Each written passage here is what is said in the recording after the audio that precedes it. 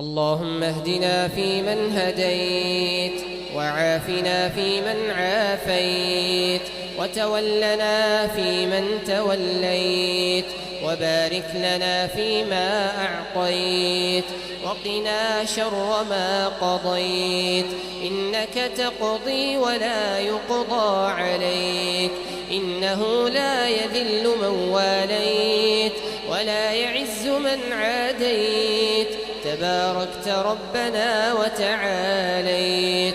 نستغفرك اللهم من جميع الذنوب والخطايا ونتوب إليك.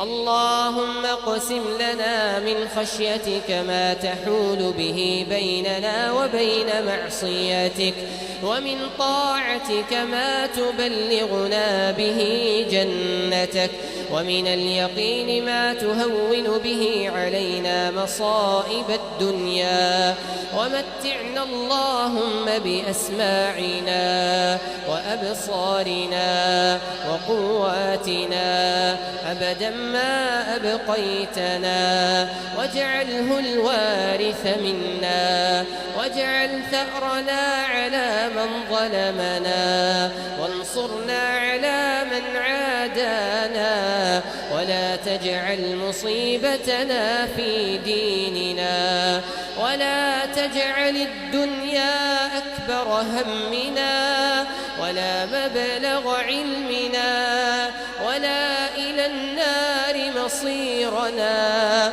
واجعل الجنة هي دارنا وقرارنا، برحمتك يا أرحم الراحمين. اللهم اغفر لنا ولوالدينا ولجميع المسلمين. اللهم إنا نسألك الجنة وما قرب إليها من قول وعمل، ونعوذ بك من النار وما قرب إليها من قول وعمل.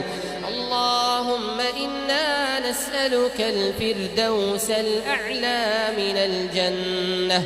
اللهم إنا نسألك الفردوس الأعلى من الجنة.